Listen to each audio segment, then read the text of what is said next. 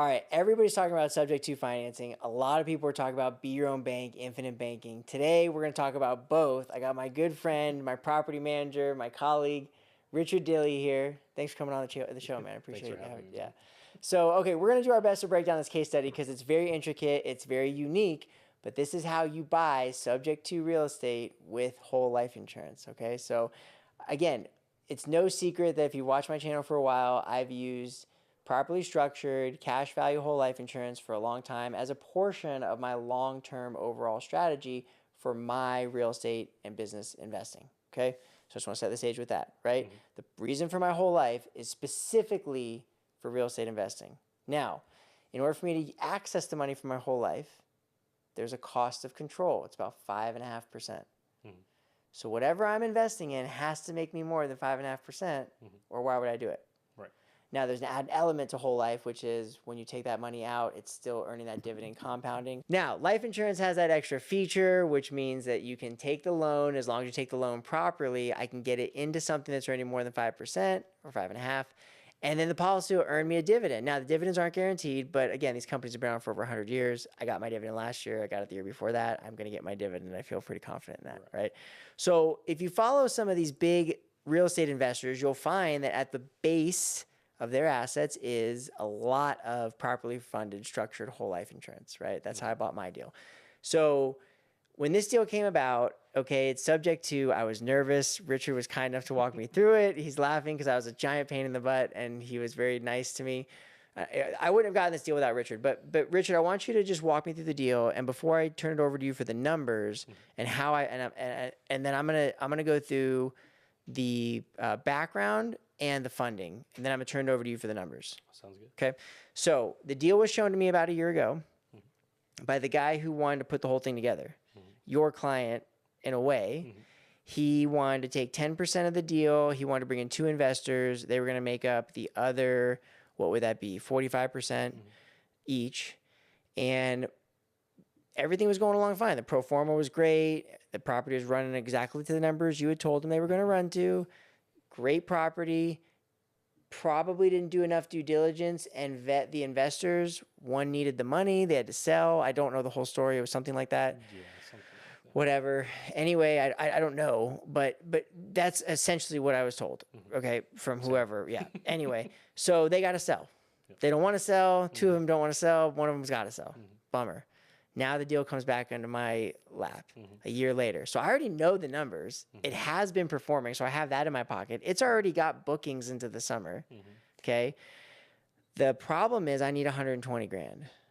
So I go and get a lender who's willing to take a second position, which is rare.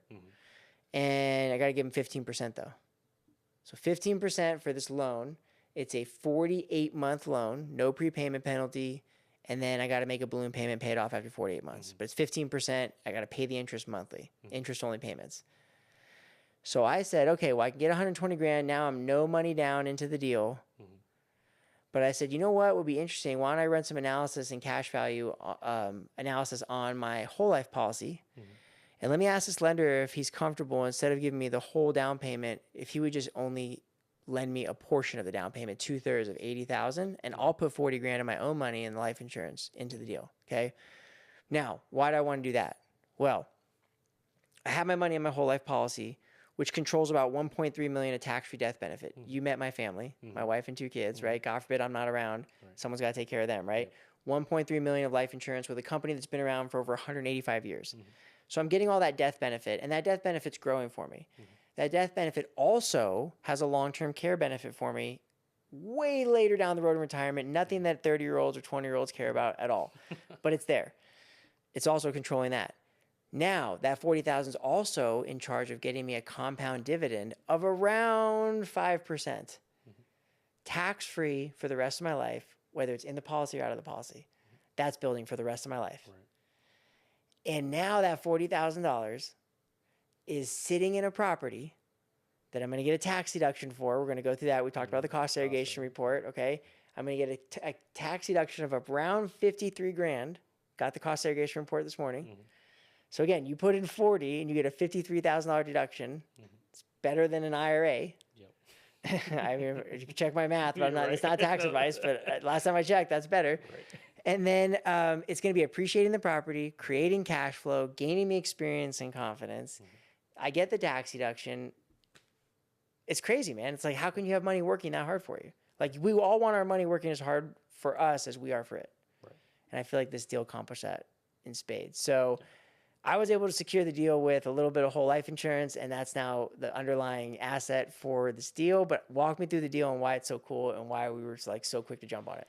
You know, we had talked about, again, just how the intricacies of what they needed to do as owners, and it's unfortunate, but I like you said, I had, when they brought it to me, I had laid everything out on what the numbers were going to look like, what they were going to see as far as, delayed maintenance type of stuff, deferred maintenance stuff. And, it happened the way it happened, but we were really interested in it with, again, the cash on cash returns that you were going to see. So with the pro forma, I think there's a couple more things that we have to add, to the house that we're coming up on, another little hot tub and some other things. But overall, you're definitely, as we sit right now, on track for, the pro forma number. I think we're aiming at like 75,000 in the year. It's crazy.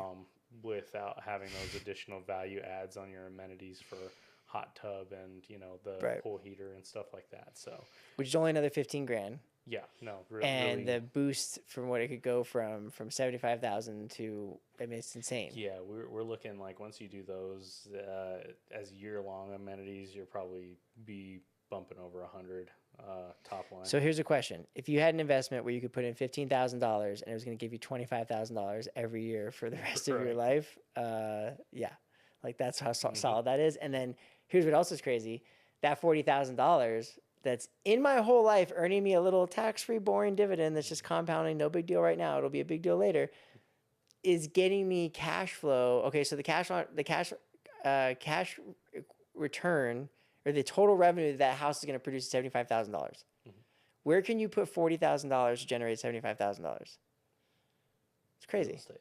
Well, yeah, that's insane. We're going to go into the numbers in a second, but okay, so now it's sitting in the deal. The 40,000's in there, and then take me into the actual numbers of the property. Like we mentioned, pro forma. It's making 75 grand a year with the expenses and everything. What's the like net cash return on the deal? Your net cash return would be about 23%, or cash on cash return is Sick. 23%. 23%, more than 100% tax deduction. The tax deduction is going to not be that high, but continue. So there'll be tax-free income because you'll write that off. I mean, it's crazy. To check that many boxes is pretty Insane. crazy. So it could have been a no money down deal for my first deal ever, but I wanted to buy down the rate. Okay, so we ran the numbers. The cash on cash returns 23%. It's crazy. And then after paying the lender that's in the second position and the primary mortgage, which by the way is at 3%, correct? Yep. So 120 grand gets the investors and everybody out. Now I'm in it for 120, but I have a second position lender who gave me 80. I have 40 in. And then the other 412 or whatever is the rest of the balance is at 3% for 30 years. Sick. So I got a 3% loan, no closing costs, no underwriting, no credit, and no money down really because I just basically gave them their principal back. Insane. Yep. So much fun. It's an awesome deal, man. That's It is great. a crazy cool deal. So here's the question. Time goes on, property appreciates. First thing you gotta do is get rid of the second loan. 15% is crazy.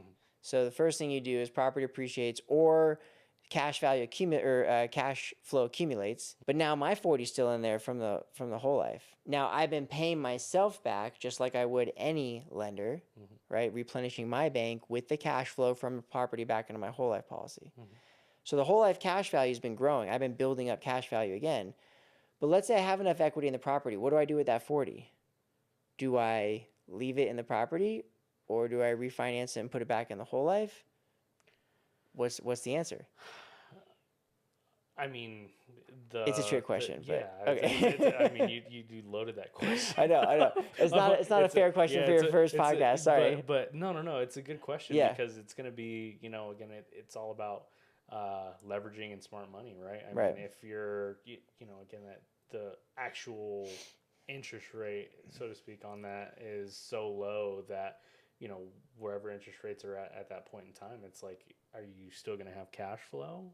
Big question. Are you going to have enough cash flow after refinance to, make it, Yeah. still work as Yeah. a deal? And if all of those are still smart, hey, pay yourself back. You're probably going to end up taking out even more than just what you're going to pay yourself back to, put back into the life insurance policy. Yep. So there's Yep. no real single answer. Like I said, Yeah. it's kind of a loaded question, but no, it's a good question. But I'm a believer in just kind of rolling with it, leave it in there. If it's gonna keep paying for itself Yeah. and more, then leave it there. Unless you absolutely need to move that into another investment.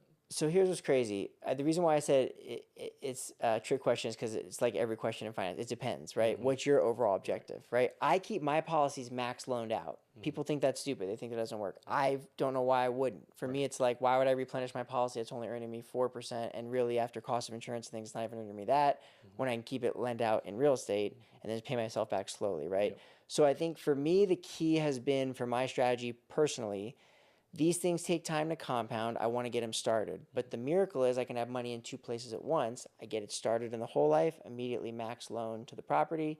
As cash flow comes in, where do I store it? Might as well just put it back in the whole life instead of a bank account. Yep. When it builds back up again, hence the term infinite banking, replenish and go again and get the second property. I think for me personally, what we should do is take that equity and go get another deal. Absolutely. I mean, if we can go get, then it becomes infinite return, right? You just keep going. Because Richard, you're probably not going to go and look at taking out 40,000 of equity when that comes, so you can, pay your loan Yeah. back in your life insurance policy, Yeah. and then not only have enough equity to go do another deal, but right. have that. I wanted to have you back on. We'll do another video where we do the case study of the second property. Mhm. But if people want to reach out to you, how do they get a hold of you?